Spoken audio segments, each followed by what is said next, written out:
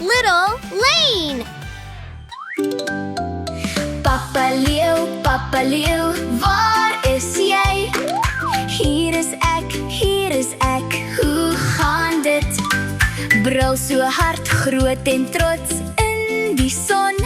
Kom ons speel en hardloop rond. Kom, mama olifant, waar is jy?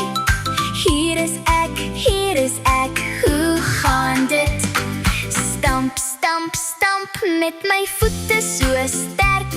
Spat met water, speel en werk. Boetie Apie, waar is jy? Hier is ek, hoe gaan dit? Swaai so hoog van boom tot boom. Kom ons lag en speel saam. Swaai. Sissie Hasie, waar is jy? Hier is ek, hoe gaan dit? Hop, so vinnig en lig. Spring rond met 'n vrolike gesig. Baba Panda, waar is jy? Hier is ek, hoe gaan dit? Rol en speel die hele dag. Sagte drukkies. Lag, dierefamilie,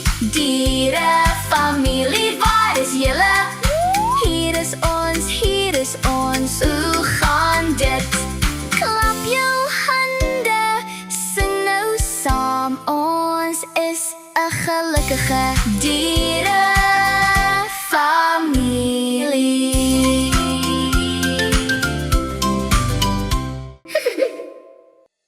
Hallo mooietjies, kom ons kyk na 'n paar interessante dierefeite. Kom ons praat eers oor die leeu. Leeu's woon in die savanne, wat 'n groot grasagtige gebied in Afrika is. Hulle eet vleis, soos sebras en wildsbokke. Leeu's word die koning van die oerwoud genoem en hul harde brul kan van baie ver gehoor word. Volgende het ons die olifant. Olifante woon in grasvelde en woude. Hulle eet plante, soos gras, blare en vrugte. Olifante gebruik hul lang slurpe om water te drink, kos op te tel en selfs water oor hulself te spuit om af te koel. Ontmoet die aap. Ape woon in woude en oerwoude, hoog in die bome. Hulle eet vrugte, blare en soms insekte.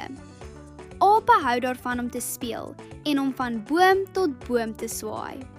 Volgende is die wilde hasie. Wilde hasies woon in velde, woude en gate onder in die grond. Hulle eet gras, groente en plante.